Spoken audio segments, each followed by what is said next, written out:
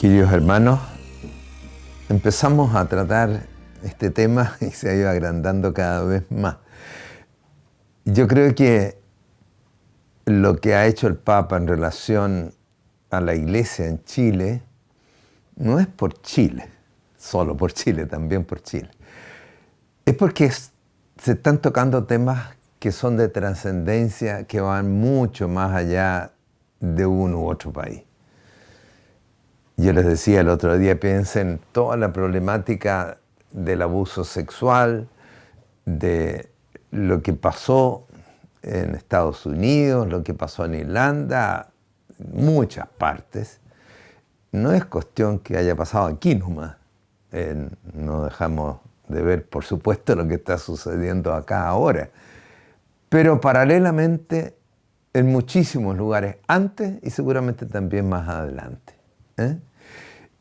El Papa, en el último comunicado que lo dirige al pueblo de la Iglesia de Dios aquí en esta región,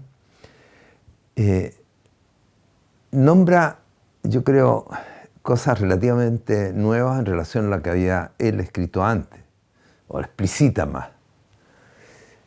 Él habla, y traje algunas frases acá de él directamente. Dice, el pueblo de Dios se prepara a emprender con nuevo espíritu o con espíritu una nueva etapa que impregne nuestras formas de relacionarnos. Estoy leyendo esto también pensando en otra cosa más, que es lo que dijo el padre Kentenich. Fíjense estas cosas que dice el Papa aquí. Que impregne nuestras formas de relacionarnos. Les dice algo de vínculos personales, ¿no es cierto? Organismo de vínculos. De pensar. Fíjense que hablamos la vez anterior justamente del pensar orgánico. Aquí estamos leyendo al Papa. De rezar, de vincularnos con Dios, de espiritualidad, una nueva espiritualidad. Y agrega además de vivir la autoridad. Este tema que es absolutamente central para el padre Kentenich. Se está mostrando poco a poco lo que es central para toda la cultura y para toda la Iglesia. Vivir la autoridad, nuevas costumbres, estilo de vida nuevo, lenguajes y nuestra relación con el poder. La iglesia cada día, vamos a una iglesia cada día más sinodal, profética y esperanzadora. Este es el mismo punto del padre Kentenich. Una iglesia que promueva una nueva mentalidad. Es la primera vez que encuentro en estos escritos últimos del Papa tan explícitamente crear una nueva mentalidad. Palabra muy, muy propia de nuestro padre fundador, ¿no es cierto? Que supere el clericalismo. Vamos a referirnos bastante a esto. Y una iglesia que lucha contra una cultura del abuso. No solamente contra el abuso de poder, o el abuso en el orden de la sexualidad, sino que una cultura del abuso. Dice que hay que crear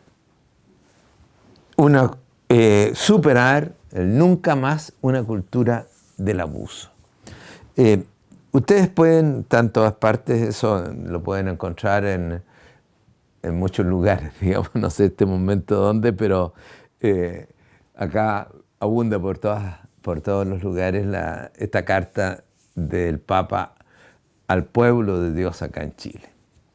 Lo que quería traer ahora al panorama en que vamos a hablar es que lo que está pensando el padre Kentenich, lo que está pensando el Papa es muy semejante a lo que el padre Kentenich pensó.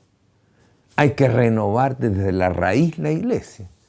Hay que crear otra manera de vivir, de relacionarnos, otra manera de usar el poder. Eso es lo que ha querido siempre el padre Kennedy. Y gracias a Dios que estas brutalidades que han existido, digamos, que se han puesto de manifiesto, nos ayudan a ir más a fondo en lo que quería el padre Kennedy. Y yo siempre pienso en la pregunta, ¿estamos comprendiendo y realizando realmente lo que quiso nuestro padre fundador? Estamos haciendo cosas buenas, ¿no? No se trata de que estemos haciendo como Movimiento 80 cosas malas. La pregunta es si estamos calando hondo en esto. Bueno, y les digo, yo creo que toda la situación de aquí y de muchos otros lugares nos está obligando a hacerlo. Y ahora centrado en la iglesia, especialmente. El padre dijo que teníamos que hacer un movimiento de renovación de la iglesia y de la sociedad, de la cultura. Un aspecto, entonces, central. Vamos a detenernos en esto. No es que me quiera desentender de los otros aspectos, hay varios más, pero este, sin duda, que es central. El abuso de poder.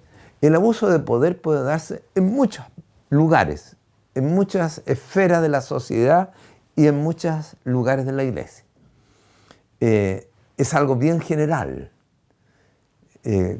Cualquier dictadura es un abuso del poder, ¿no es cierto? Cuando se empodera, digamos, un mandatario de X país y se cree el Salvador y sucede que se van creando, digamos, una cultura del sometimiento. ¿Por qué? Por el bien del pueblo, dicen. Todo. No hay ningún dictador que diga que es para liquidar al pueblo, no. No me voy a detener en esto porque ustedes lo tienen muy fresco. Basta que piensen en el siglo XX y hoy día, digamos, ¿qué pasa? Hay un abuso del poder. Recién estaba viendo algo de este problema, esta gran colusión que hubo maléfica, digamos, del poder en Odebrecht. Y cómo se fue mal utilizando el poder económico en este caso. ¿Para qué? Para comprar, digamos, para ganar, echarle más al propio molino, ¿no es cierto? Es un abuso de poder. Fíjense que con el poder que tenemos en los medios de comunicación no podemos decir cualquier cosa, se lo comentaba antes, ¿no es cierto? Podemos hacer liquidar a una persona o ganar inmensamente mucho. El poder que se tiene es súper grande y que se usa y mal usa. No es que los medios de comunicación, los gobiernos, las políticas, el mundo del trabajo, hay que tener poder. Yo digo siempre, hay que tener cuidado aquí. Hay un dicho que se menciona muchas veces, el poder corrompe. Y mucho poder corrompe mucho más, ¿no? Pero resulta que Dios es todopoderoso, omnipotente. Entonces, ¿en lo máximo de la corrupción? No. El poder en sí es bueno. Y si un papá o una mamá no tienen poder, y si el que tiene un negocio no tiene poder para manejarlo, no hay nada. La cosa es usarlo bien. Mal usar, mal versar. Ahora, en el ámbito que se ha destapado esto para la situación de la iglesia, digamos, fue el abuso de poder en el orden sexual, que siempre ha existido, pero ahora lo trágico que también se ve, ¿no es cierto?, ha existido en ámbitos eclesiales. Piensen ustedes en el poder que tenía Maciel. El abuso del poder. ¿Cómo llegó a eso? ¿Cómo embaucó a tanta gente? ¿Y cómo se aprovechó mucho? Y acá tenemos un caso en ese contexto igual, digamos, pero mucho más pequeño, pero es lo mismo. Una persona que se empodera, que se hace el santo, que se cree el santo y que subyuga Y aquí viene lo más grave, o sea, no es que el abuso sexual no sea grave, no me entiendan mal, pero esto es tremendamente grave, el abuso de la conciencia. O sea, el tener un dominio sobre las personas, el tener un dominio sobre sus conciencias. O sea, el manipular las conciencias. ¿Por qué es tan grave esto? Porque toca la esencia misma de la dignidad humana. La dignidad del hombre, ¿en qué consiste esencialmente? Consiste en que yo soy creado por Dios en semejanza a Él como un ser libre. Y la persona que me manipula está justamente atacando lo central, que me hace a mí ser una persona digna e imagen de Dios, además. Está manipulándome. Fíjense que leí hace poco hasta dónde puede llegar la manipulación ahora de conciencia, específicamente en este ámbito. ¿Se recuerdan de Jim Jones, creo que se llama, este pastor evangélico en Estados Unidos que formó un imperio, por así decir, y después se traslada a Guatemala, creo, no, es otro lugar, pero no importa esto en este momento. ¿Y qué hace? Que 918 personas se suiciden. ¿Por qué? Porque lo dijo el gurú. Tanto había manipulado sus conciencias, ¿no es cierto?, que les dijo que él quería que se suicidaran todos, adultos, jóvenes y niños. 900 y tantos. ¡De loco! Bueno, eso es un caso extremo. Pero, ¿cómo pueden tener personas tanto poder? ¿Cuántos gurús hay dentro y fuera de la iglesia, ¿no es cierto?, que sugestionan, que vienen de Dios, vienen de otro mundo. Entonces se les cree, las personas se les someten, pero se están sometiendo a Dios en ello. Quieren agradar a Dios y por eso hacen todo lo que esta persona dice. Y esta persona dicta normas, lo que él quiera. Increíble, ¿no? El abuso del poder. En estos casos son más o menos patéticos, clásicos y trágicos. Yo creo que hay que ver un poquito más hondo si este abuso de poder, ¿cómo se da? ¿De dónde viene? ¿Cómo se cultiva? ¿Cómo se evita sobre todo? Porque nosotros podemos dictaminar, ¿no es cierto?, a los que han abusado, mandarlos a la cárcel, condenarlos, destapar todo, hacer otras leyes, no poner castigos más fuertes. Todo eso lo podemos, y quizás en algunos casos debemos hacer muchas cosas de eso. Legislación, como decía la otra vez, por ejemplo, frente a la pedofilia, digamos, acá en Chile caducan las cosas a los 20 años, si no me equivoco. Bueno, no puede ser así, tiene que cambiarse la ley. Bueno, todo eso que se haga, ¿soluciona el problema? Lo vimos con las dictaduras. Puede haber una dictadura tipo Hitler, ¿no es cierto?, que dominó también Hitler. Una de las cosas que le decía a su gremio, a los nazistas, le decía: yo les voy a ustedes a liberar, les voy a quitar el peso de tener que decidir. Yo voy a decidir por ustedes. Digamos, ¿eh? Yo decido. Si ustedes hacen lo que yo digo, ustedes van a ser felices. Bueno, caricaturas así, uno dice, sí, evidente, de loco, digamos, el tipo era, no sé cómo se llamará eso, psicópata o lo que sea. Pero resulta que en un mundo normal se da también en otra forma, con otro ropaje, más o menos lo mismo. ¿Y en quién se da especialmente? Evidentemente en todos los gurús de acompañamiento espiritual. vean ustedes un poco, yo no soy tampoco capaz de analizar esta cosa en detalle, pero cualquier persona sabe que es así. Hay muchos gurús que empiezan por una fascinación, se hacen representantes de Dios, digamos, y se les subyugan a la gente. ¿Por qué? ¿Qué pasa? ¿Cómo puedo llegar yo a manipular la conciencia del otro? ¿Quiénes lo hacen? Les digo.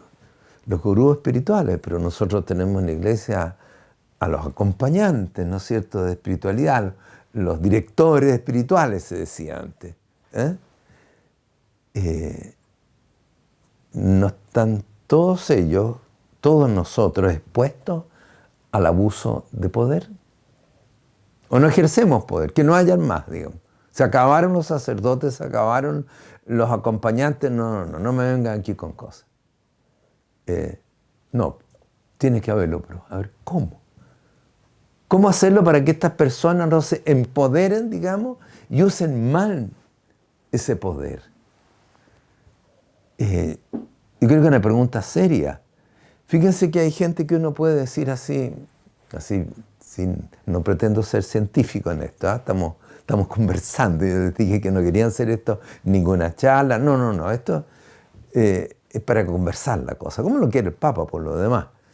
Le digo, a ver, ¿por qué esta persona se empieza a empoderar? A veces por inseguridad, porque tiene un complejo de inferioridad.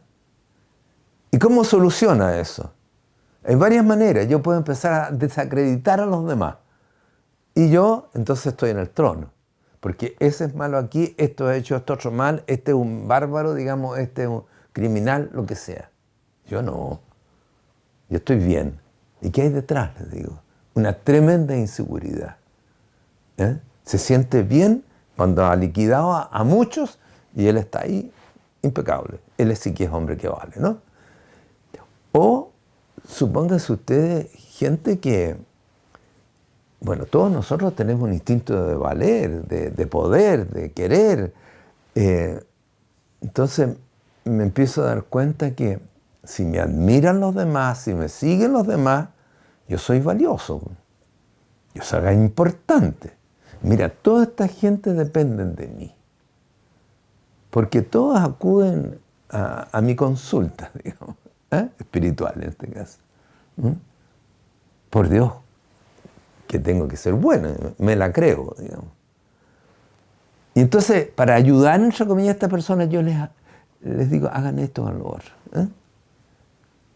Esto es lo que les conviene. Entonces, yo les quito la libertad en el fondo.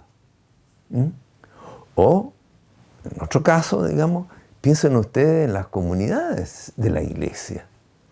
Todas las comunidades de la iglesia. ¿Cuánto se ha sufrido y abusado del poder? No se hace nada sin que el superior o la superiora lo diga. ¿Y qué hacen los superiores? Dictan normas aquí, normas acá, esto así o esto así, todo tiene que pasar por ellos. ¿Y los demás qué se convierten a la larga?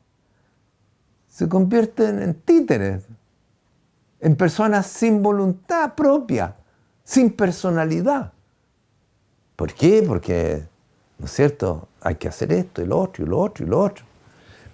Se produce algo contra el cual el padre Kentenich desde el inicio atacó muy fuertemente, que es el formalismo. Bueno,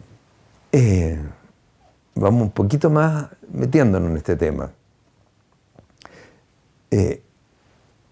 ¿Cómo hacemos que entre esto que decía el Papa, y que quiere nuestro padre fundador, que nunca más una cultura del poder, nunca más abuso de autoridad, nunca más formalismo? ¿Cómo? ¿Cómo lo hacemos? O sea, les decía, dictar leyes, sí, y castigo tendrán que haber, pero eso no soluciona el problema de fondo. Va a presentarte por otros lados. Como cuando se acaba una dictadura y como contrapuesto a esa dictadura viene otra dictadura. No. Hay un problema aquí de, como decía el Papa, en lo que les leí, hay que crear una nueva mentalidad.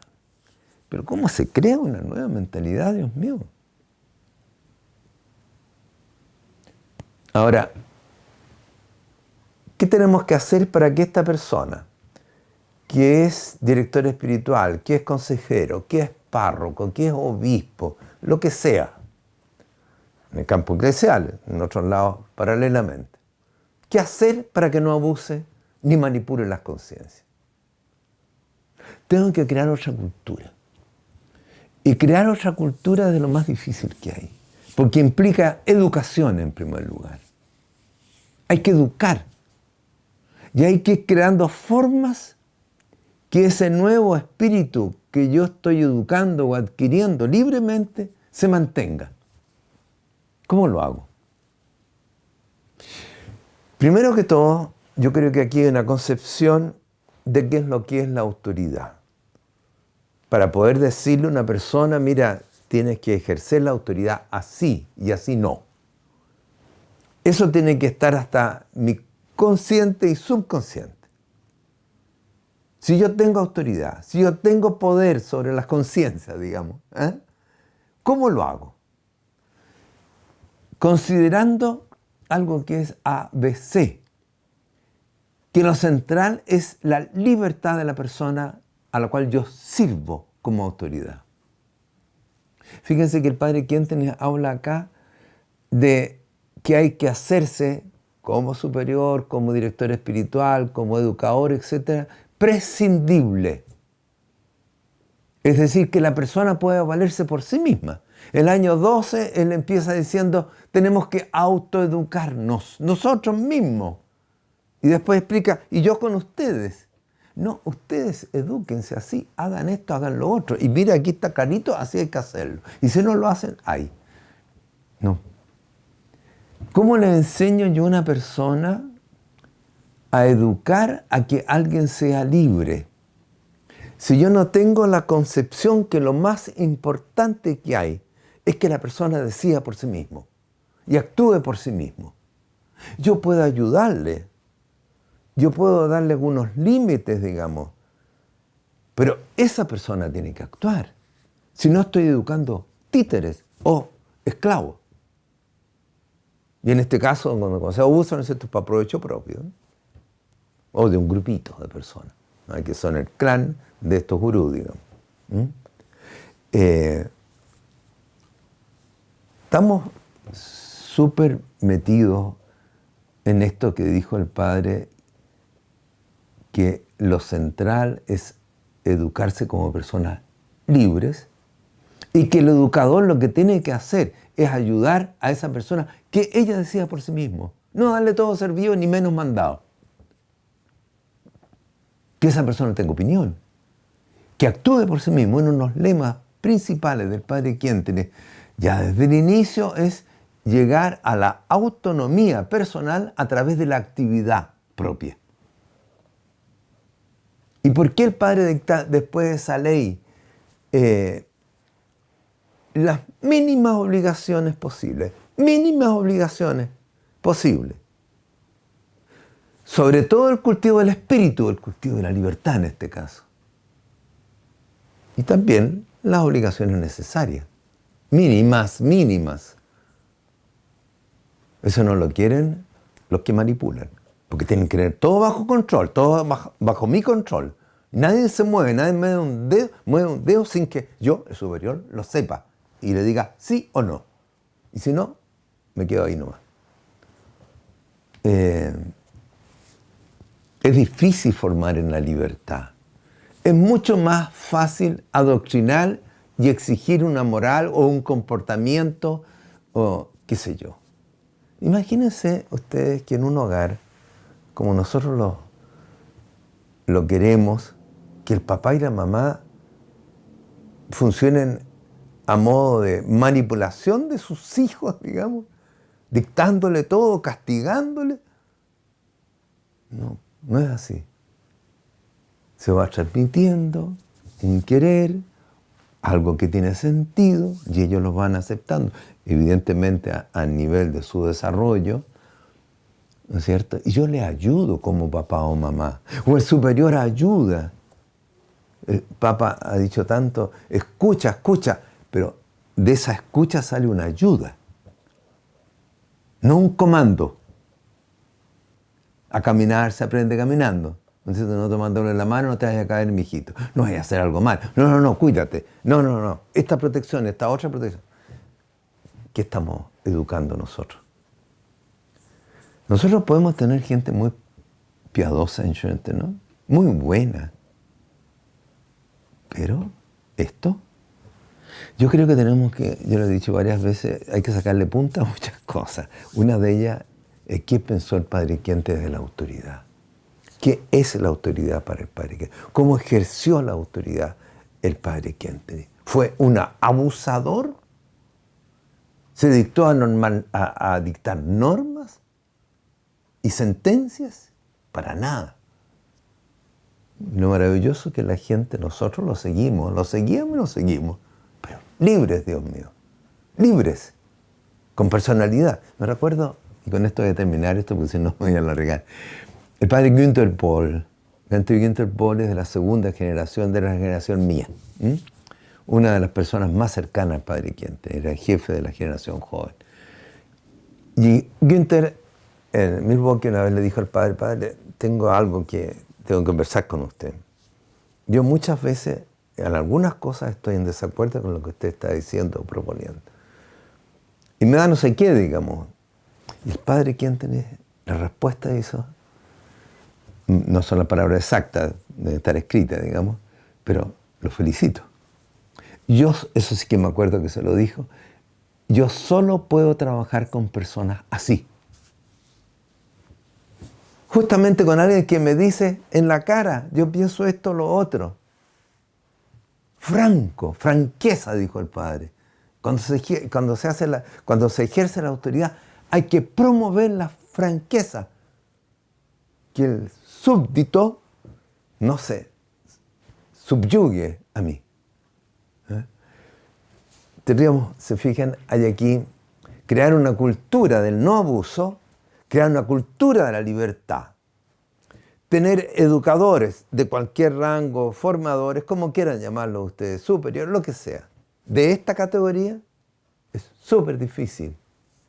Y por eso el padre, cuando propuso esto, el pensar, amar y vivir orgánico, dentro de eso está la cosa, coronó a la Mater como reina de esta cruzada que quiere cambiar la cultura, que quiere cambiar el modo, como decía el Papa acá, de relacionarnos, de pensar, de rezar, de ejercer el poder.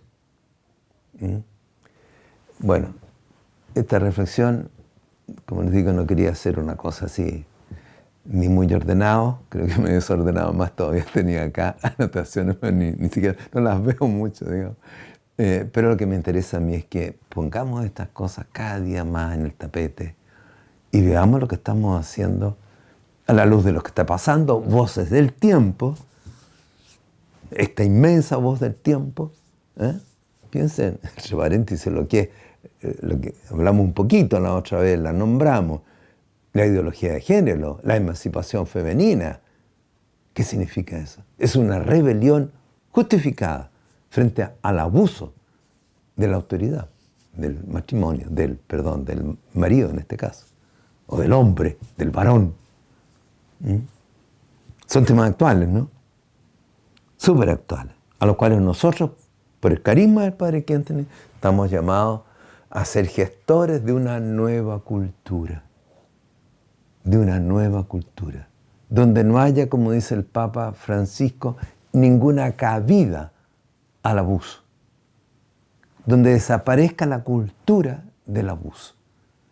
Para eso estamos nosotros, está Schoenstatt. Por eso el Padre Quinte, para eso, le dio al Padre Quinte un carisma. Bueno, que el Señor y la Mater nos bendigan en todo esto, para poder ver y actuar como Dios quiere.